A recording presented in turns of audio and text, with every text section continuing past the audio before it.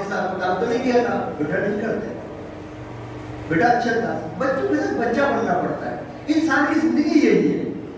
तब ये खल्क करें अपने आप को, I am the boss, nothing. आप बॉस में अपने कारोबार में, आई एम सुपरवाइजर, आप सुपरवाइजर अपने कारोबार में, भैया घर में नहीं है, घर में आप बाजार में, आपको चीनी भी लानी, आपको हल्दी भी लानी, आपको टमाटर भी लाना, धनिया भी लाना है।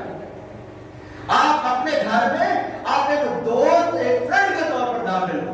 ऐसा ना हो कि आप दाखिल तो बच्चे को गुजरे में गुजरे कि बाबा आगे सारा दिन शरारतें कि आप तो मारेंगे, नहीं, ऐसा बिहेवियर नहीं होना चाहिए। इससे बच्चे की अंदर अखलाकियात बिगड़ते हैं, वो चीज पे आता है, अनाप पे आता है। पर होता यही है कि जैसे जरा दूसरे परिंदों के पर निकलते हैं, वो उड़ के चले जाते हैं, आप तो उड़ के चले जाते।